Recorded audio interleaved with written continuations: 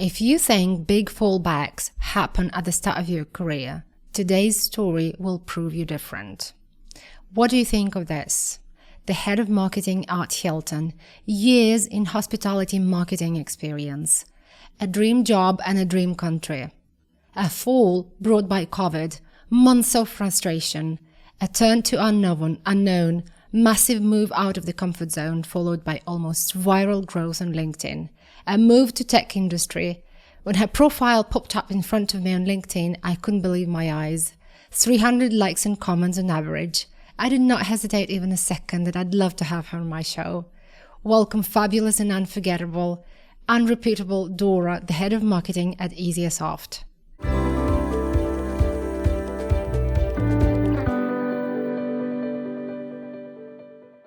Dora, hi. Thank you so much for coming in for my podcast. I was so looking forward to it. I mean, since the moment your profile popped up in front of me on LinkedIn, and I'm like, 300 likes under one post, and she's working in a tech and B2B industry. I have to ping her. So I did that. A little bit of your story. So ahead of marketing and communications at Hilton, Russell Khema, fantastic move to Dubai, and then COVID. I want to know everything about what happened and how did you grow your audience from less than 500 to over 9,000 within less than 1.5 years. Thank you very much for coming in. I hope we can cover all this today. Well, Larissa, thank you for inviting me to your podcast. I have to say I'm really flattered because I've never felt or imagined that I will be talking ever about gaining audience through social media, especially not on LinkedIn.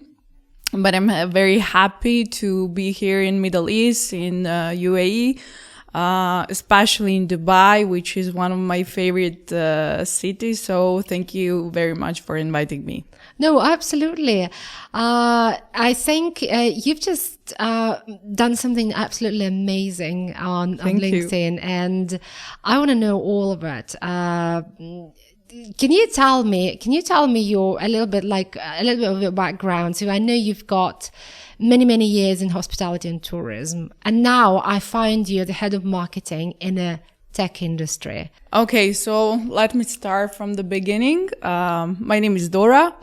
I was born and raised in the capital of Croatia, Zagreb, and most of my life I actually spent there.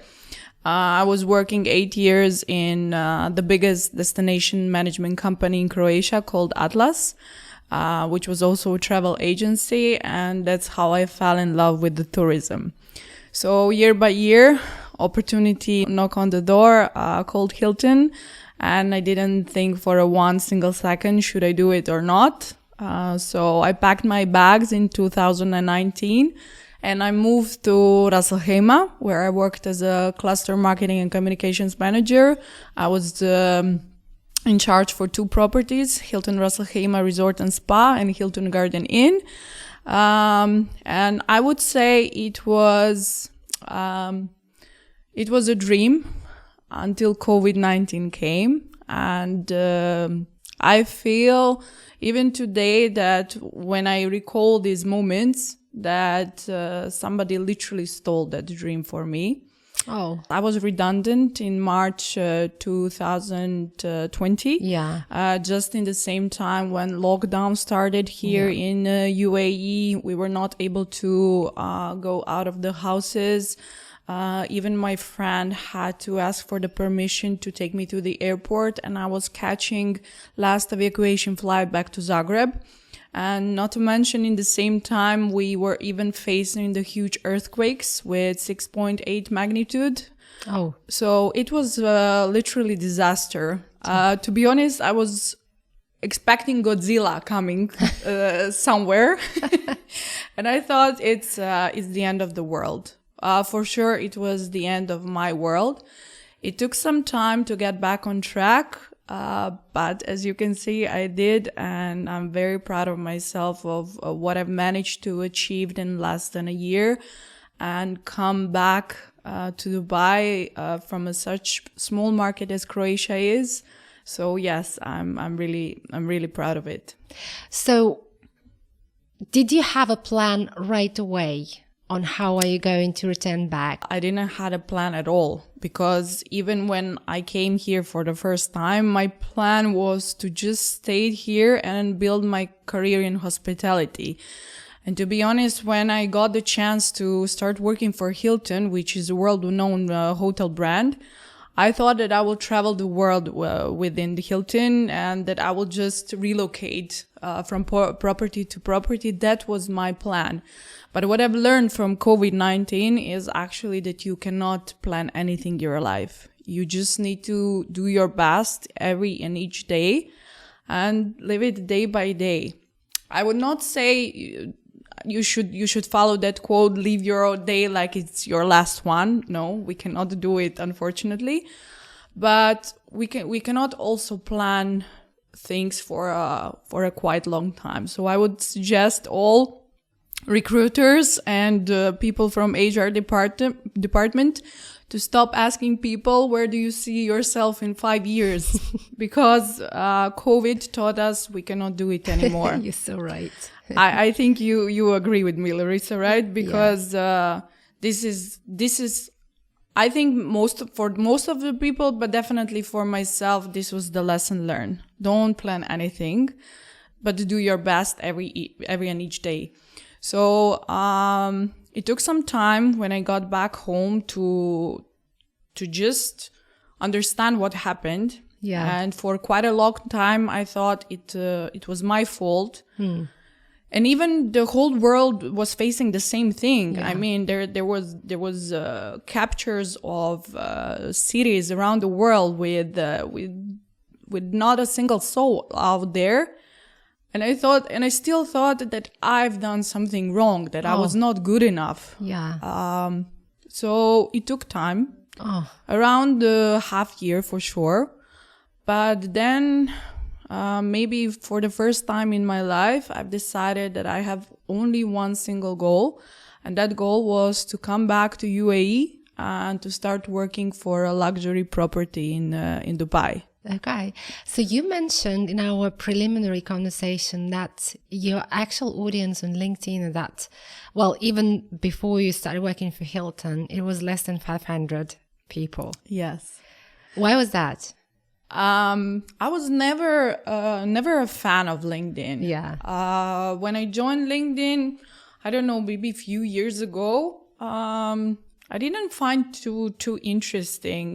Maybe because I felt young, or I found other social media channels more interesting, more related to me and my personality, and I didn't pay any attention. At the same time, I knew that it is important because, for instance, back then when I started working for Hilton, our property didn't have the LinkedIn page. Yeah. And I'm very happy to see that even today they're still growing their audience. So I'm happy to see that. But I also find the importance of having one for myself. So I would say that the biggest audience for the first time where I tried to engage on LinkedIn happened after my public relations post from Hotelier Middle East, which was announcement of me coming to Hilton Property. Yeah. So most of the hoteliers at that time added me on LinkedIn. What was the jump in the audience at that? Out of that post, just to get to some numbers. From less than 500 to around 2,000 connections. Okay, that's not bad though. Yeah, right. So it shows definitely importance of building self-branding and using social media as a distribution channel for sure. Absolutely. Even for things like press releases, for example. Absolutely. If you enhance a press release with your own share or a comment of that press release, becomes much stronger, definitely. And if, for example, other team members would do the same, so you can gain quite a few people into your network. So definitely.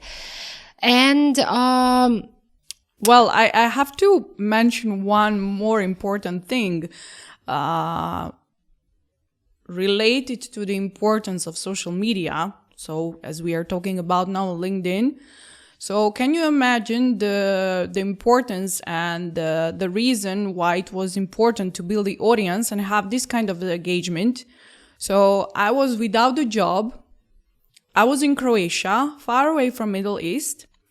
And because of the things happening on my channel, the same hotelier, Middle East, is asking me to write the column piece for their magazine about handling crisis in PR within hotels. And I was so proud because, trust me, it's amazing feeling that you at one point feel like nothing. You cannot do anything because of this COVID happening around you. But in the same time, someone big as Hotelier Middle East shows that much appreciation towards you and your appearance on social media. So even that post had a quite huge reach and helped me to gain even more audience. But that's an interesting story. Also, but how did you jump? Let's say, because currently you're having over 9,000, and you grew that audience within less than 1 year. So when you mentioned you didn't have a plan on how you're going to, but you had some kind of interest from sort of recruiters coming from LinkedIn. I think it's what happened to me, for example, during COVID as well.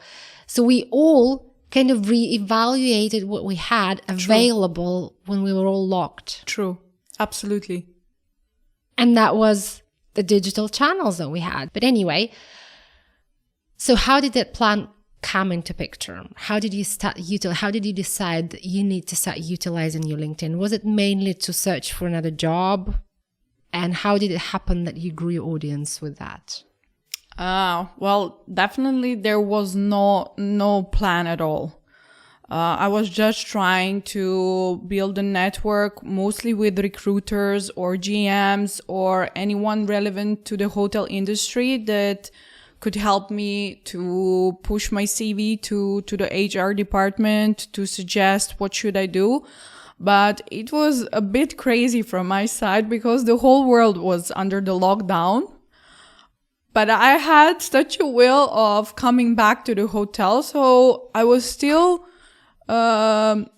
searching all these GMs, vice presidents. To be honest, I didn't care about their titles. I knew that I want to come back to work for the hotel.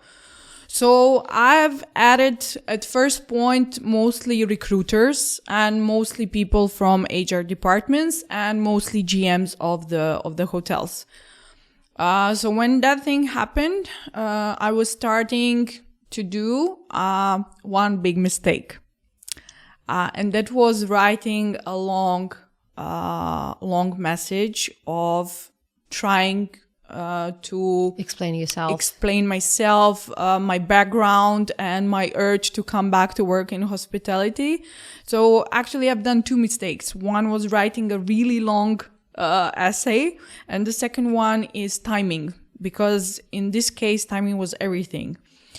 I was surprised of how much responses I got from certain people with a really high level of everything, positions, titles. I still appreciate them, all of them, for just responding and get back to me. Yeah, absolutely. They were helpful mostly with just keeping my positivity and not losing a hope that I will get there eventually. Now, since I have these 9,000 connections, I know how it's hard to respond to everybody, to be friend with everybody, to help everyone. I need to play this role because I believe in this paid forward kind of syndrome we all should do, because I've got to this point thanks to the certain people on LinkedIn. But the whole story started really as me trying to find a job. Yeah. That was my main goal. But the twist happened when I even start using LinkedIn Premium, because I thought maybe this will help. Maybe some code behind the scene, or I don't know, maybe some boosting will help me. I've tried literally everything, but I didn't see much difference between using LinkedIn Premium account and regular account. I still see no difference except a few things that are not relevant to the people that are looking for their job. I even start following people with tips relating to LinkedIn. Of course, yeah, we all do, right? Yeah, exactly. So this is how it happened. But the main thing that got me to this place was actually Miss Christina Skiba. Okay. She's event manager at Top Golf in Dubai. I saw her post on LinkedIn, and I saw under her picture that she has a huge engagement, like around 4,000 likes or something. And I thought, oh my God, what is this? How she has done it? And of course, she's gorgeous. And then I thought it's obvious she's gorgeous. That's why she got this kind of engagement. So I decided I'm gonna ask her what happened, how you got there. Have you boosted your post, or I'm also struggling with finding a job. Just give me the secret formula to get there. We all want to know a secret formula, aren't we? Yeah, it's something that, yeah, absolutely, totally. Yeah. Okay, this What time did she it will say? be free of charge, Yeah. and this paid forward the moment. So I decided I'm gonna contact her through the DM, and I was 100% sure she's not going to see my message at all, but she did, and she replied in like 15 minutes. Yeah. I Wow. was the same. Wow. Wow. And she told me, listen, I'm at work. I'm really busy, but let me call you when I finish, and I will explain it all to you. And I was, wow.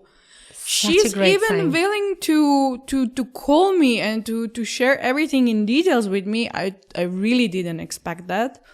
So she did. And she told me, listen, I checked your LinkedIn profile. You're not just beautiful lady. I see you have a very professional background, which you can use. So just write the post about you trying to find a new job in Dubai or in the Middle East. Make a short summary of your expertise and what you can offer and what kind of employer are you looking for, and just post it. And once you've done with the post, use the link and share with your connections, asking them to either reshare the post, like, comment, so you can gain the engagement. Oh. And I said, that's it? And she said, yes, that's it. But trust me, it will get viral. And once it gets viral, you will have to start using Excel sheet to track recruiters, companies, people that are trying to reach to you. And I was like, no way, it will not happen Sounds to like me. a miracle, isn't it? Yes, absolutely. And she told me, listen, there is no rule when you should post it, but maybe during the lunchtime, or I don't know, it doesn't matter at the end, but once it gets viral, you will see you won't sleep for days. I haven't slept for 2 weeks.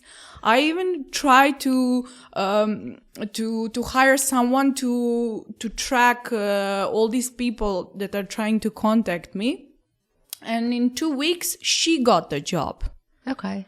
And even the companies that were refusing her in a few first steps, they called her again after that post and giving her better offers once they saw what happened in LinkedIn. Wow. And actually, the same thing happened to me. I was a bit shy and I was a bit afraid of, should I do it? How people How did will you overcome react. that? Yes. I didn't feel good in my own skin. Yeah. But I knew I don't have anything to lose. Yeah. Like, I should really try everything. And if this lady is telling me the secret formula of how to reach my goal, Absolutely. at least what I can do is try. Yeah. So I've done what she said. I took a professional photo of me in the blue suit, which I call Camilla Harris blue. I've posted that picture. I've posted my expertise. I said I would like to come back to Dubai in the Middle East.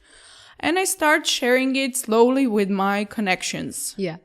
And even before I shared it with around, I would say between 50 or 80 of my connections, this post already got viral. Okay. So I stopped doing sharing links because I was not able to track it. You were overwhelmed by that time already. It was crazy. I didn't know what's going on because suddenly so many follow requests, so many comments, so many companies asking me for their interview. So for these 2 or 3 weeks, I even lost around 5 kilos.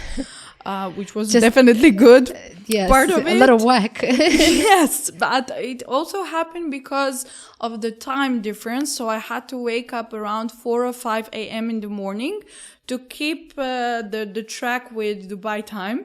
So I can schedule my interviews from early morning. And back then I had around 5 interviews per day, either on Zoom, Teams, whatever. But it was crazy. And I really had to use Excel sheet to track recruiters, companies, titles, everyone. But the best thing that happened is actually that I was already in touch with the current company I'm working with, and my CEO actually found me through LinkedIn. And the other offer I had was from Rixos JBR. Your dream. My dream. Your dream. My dream. Literally my dream. So the working for luxury hospitality knocked on my door, literally in the COVID times. Yes. And I was out of the moon. Yeah. But LinkedIn and this post gave me this negotiation power. So both sides knew and both of them saw what happened on this LinkedIn. And they knew that now it's my time to choose, and now it's my time to actually pick something, or actually between two of them. And it was the hardest decision in my life ever, because just imagine if you're spending most of your career, entire life in the industry you adore. As I always say, tourism is in my DNA. And travel is in my DNA.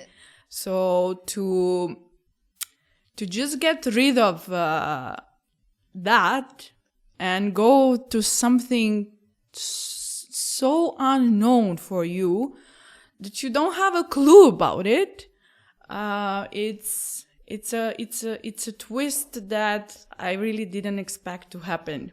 How did it happen then? So just let me draw the picture. So you got a job of your dream, yes, an offer on your table, yes, and then you've got another offer from a tech company, yes, that is a totally unknown space for you, and you're eventually making a choice towards a tech company versus a Rixos JVR. Exactly. How? Why? And not just to mention Rixos, I started the negotiation with other companies like Marriott, Ritz-Carlton, all these amazing hotel groups, which I'm still huge fan of. So at certain level, I decided, no, now you need to choose something. And my CEO, Dr. Bipin Chandra, is the person responsible for making my decision.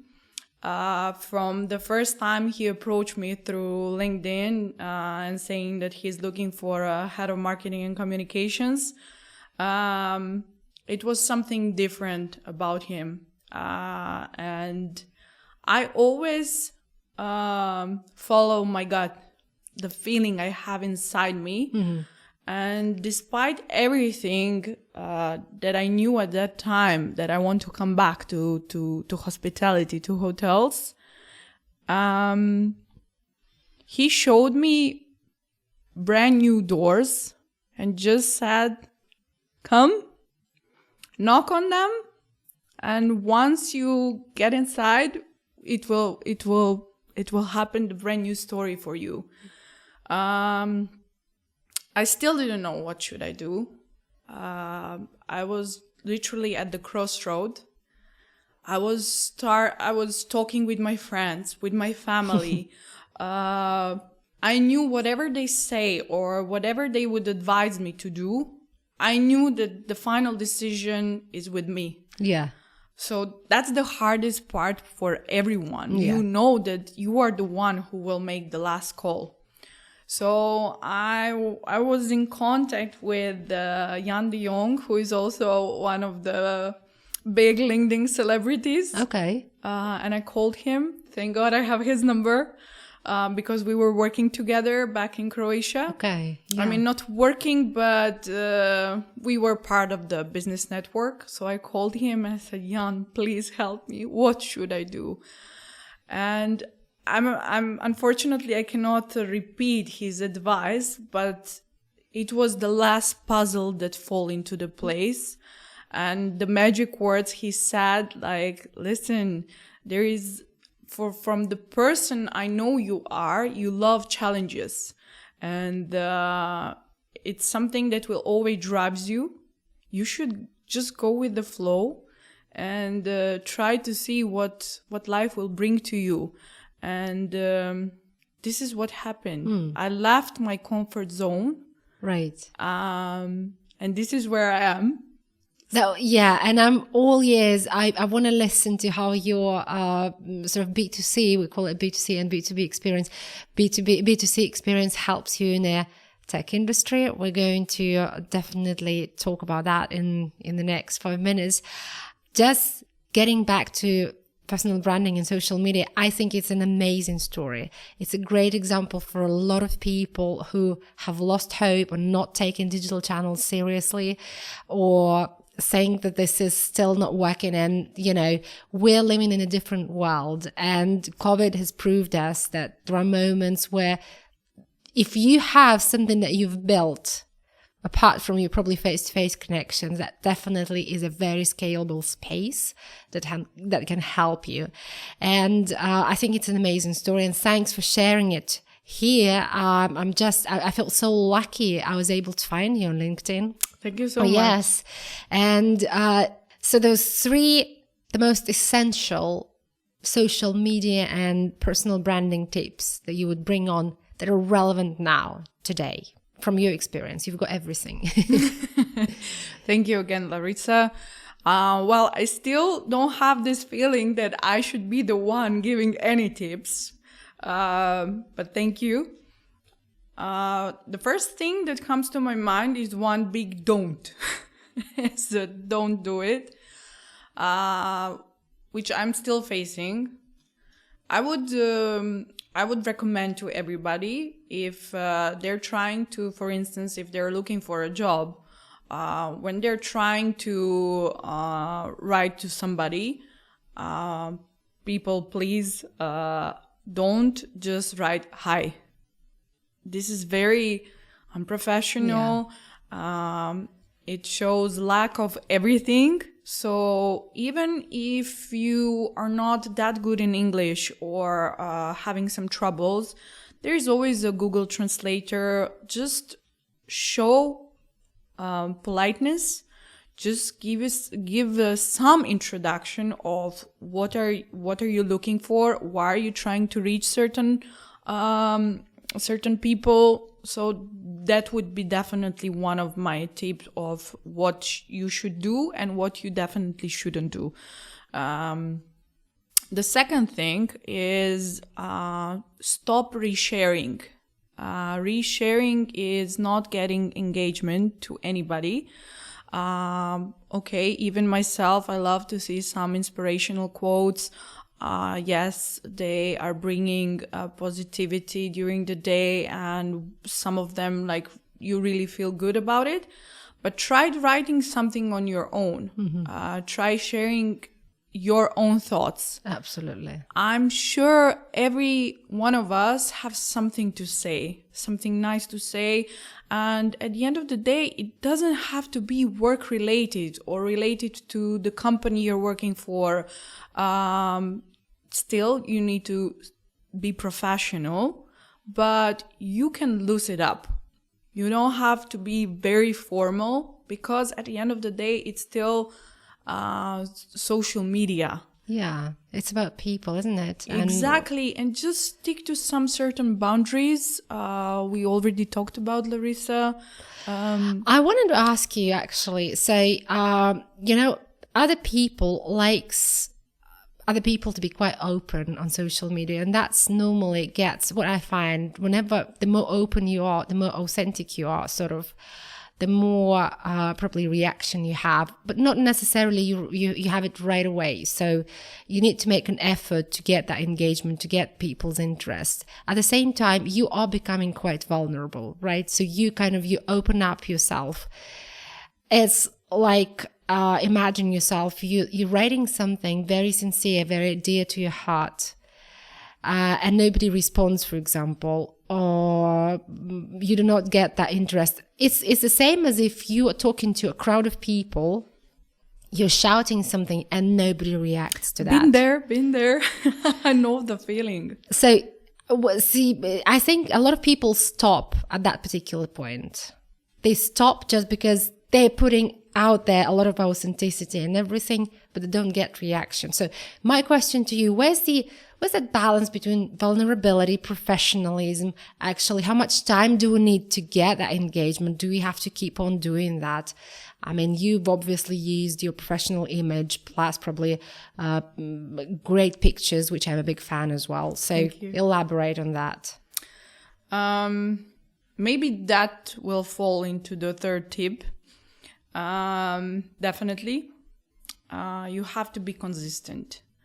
I wouldn't say like most of the people that have also a quite big audience on LinkedIn.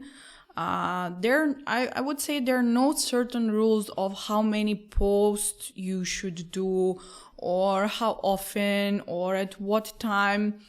What you need to be careful about is you should read the day you wake up. I will give you an example. You need to be aware about the community you're living in. So, for instance, if that day something bad happens in the country, of course, you cannot pop up with some picture of yourself eating cake or something, because there are some huge issues going around. Absolutely, yes. So you need to be careful of what is going on in your community. Yeah. It's also falls into the place where you could think about marketing calendars. Yeah. You can even plan things you will post. And sometimes just keep the flow of how you feel. For instance, I didn't plan to post today that I'm going to see you, that we're going to have this podcast. Yeah. It came naturally. Because yesterday I saw one documentary on Netflix, and I tried to combine everything that happened to me in the last 24 hours, but I didn't plan it.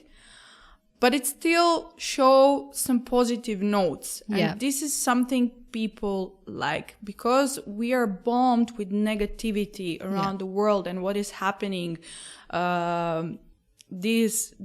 And of course, the LinkedIn is mostly related to fully professional posts, business posts, but there is a room for every one of us to give something personally. Yeah. Like to give personal note to everybody and showing at the end of the day our own personality. And this is something I think that makes a difference between any one of us. And just don't copy paste things. This is the worst thing anybody can do.